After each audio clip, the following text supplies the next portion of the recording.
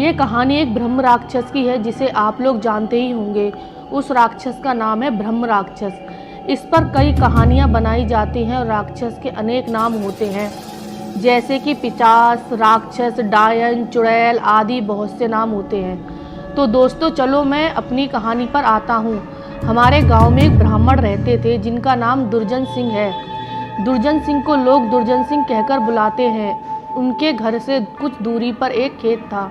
उस खेत में एक बहुत बड़ा बरगद का पेड़ था। वह बरगद का पेड़ बहुत पुराना था। कुछ समय के बाद उन्होंने उस खेत पर घर बनाने की सोची। पहले वाला घर बहुत छोटा होने की वजह से उन्होंने खेत पर घर बनाने की सोची। उन्होंने उस बरगद के पेड़ को कटवाया और अपना घर बनवा लिया। कुछ दिनों तो ठीक ठाक चला, पर कुछ दिन बाद दुर्जन सिंह बड़े परेशान रहने लगे। वह कभी पूजा करते और कभी नहीं।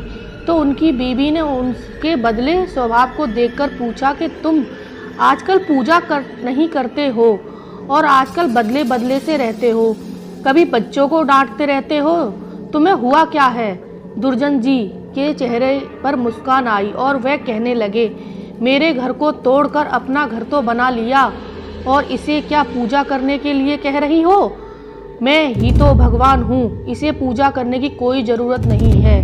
वो कभी दांत मीचते, कभी बड़े प्यार से बोलते, कभी आंखें लाल तो कभी सही हो जाती। उनकी बीवी को शक हो गया कि जरूर किसी का साया है और वह बातें ऐसी नहीं करते हैं जैसे कि उनके अंदर से दो लोग बोल रहे हों। तब उनकी बीवी ने उनको बिठाकर हनुमान चालीसा पढ़ने लगी। वो सोच रही थी कि अगर कोई होगा तो भाग जाएगा, पर दुर्जन सिंह पर इसका कोई असर नहीं पड़ रहा था। वे एक टक लगाए देखे जा रहे थे। उनकी बीवी काफ़ी मंत्र और गायत्री मंत्र पढ़ रही थी। तभी दुर्जन सिंह की आंखें लाल हुई और कहने लगे कि मैं किसी से नहीं डरने वाला हूँ और तू क्या समझ रही है, मैं इसे ऐसे नहीं छोड़ने वाला हूँ। तब तक उसका छोटा बच्चा वहाँ आ गया। दुर्जन सिंह ने उसे जोर से पकड़कर अपनी तरफ खींच लिया और ऐसा लग रहा था कि उसके सर को कच्चा ही चबा जाएगा। उसकी को छोड़ दो, इसने तुमको क्या बिगाड़ा है? दुर्जन जी की पत्नी ने अपने बच्चे को अपनी तरफ खींच लिया। उसने फिर पूछा, तुम कौन हो और मेरे पति के अंदर क्यों आए हो?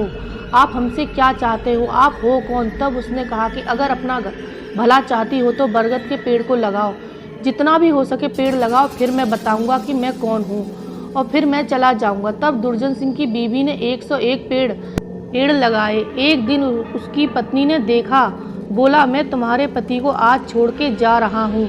तुम सदा सुखी रहो, तुम्हारे आचार विचार बहुत अच्छे हों।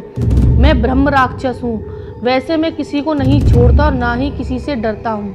तुम्हारे पति ने मेरे बरगद के पेड़ को काट दिया था तो मैं आया, पर मैं तुम्हारी अच्छाई के कारण मैंने इन्हें छोड़कर जा रहा हूँ। तुम्हारे पति को छोड़कर तब दुर्जन सिंह अचानक सही हो गए। तब दुर्जन सिंह की बीवी की आंखों में आंसू निकल आए। तो दोस्तों, अगर बुरे के साथ अगर तुम अच्छा करोगे तो एक दिन वह भी अच्छा हो जाता है। आशा करती हूँ आपको ये कहानी पसंद आई हो। धन्यवाद।